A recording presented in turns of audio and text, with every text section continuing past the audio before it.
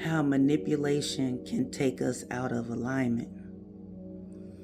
Manipulation is the act of controlling, influencing someone or something to your own advantage, often in a deceptive, unfair, or underhanded way.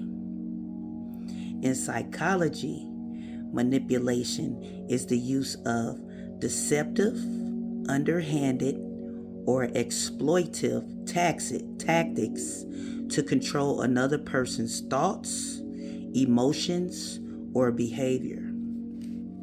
Unlike healthy persuasion, which respects autonomy and benefits both parties, manipulation is one-sided, inherently dishonest, and aims to gain power or advantage at the victim's expense. And yet, spiritual control is defined as misusing scripture, taking verses out of context to demand submission, guilt, or unquestioned authority is a prominent form of manipulation.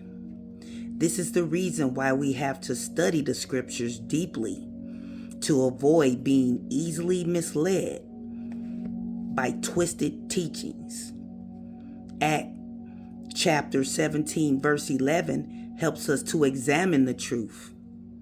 This aids us in recognizing spiritual manipulation in churches as well as relationships. So I say that because it's so much manipulation going on in the world, as you can see. That's why you have to cut out cords to lies and manipulation. Release that energy that is not yours, due to the fact that if you give your free will up, you fall for the manipulation. So, with that being said, as we know in this world today, we see manipulation on the news every day. That's why we have to go to the Most High in prayer. If anything disturbing your heart,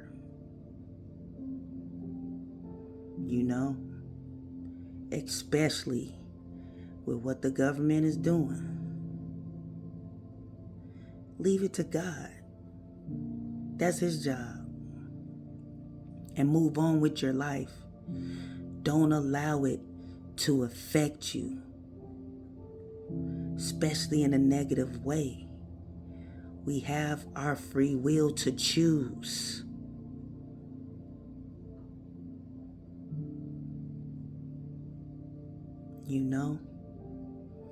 As I see all of these, things going on in the news and stuff, as you notice, the news is manipulators as well. They're controlled. So basically, find things that's going to uplift you versus bring you down or make you angry. Live in the moment with your family. Enjoy them. That's your family. They love you. As we know, the government, I don't know.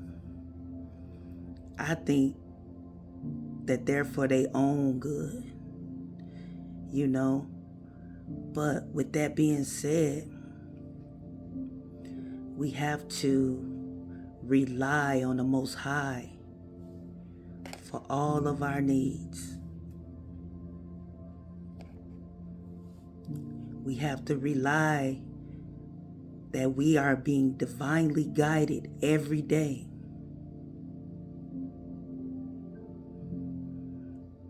And we do have to have faith.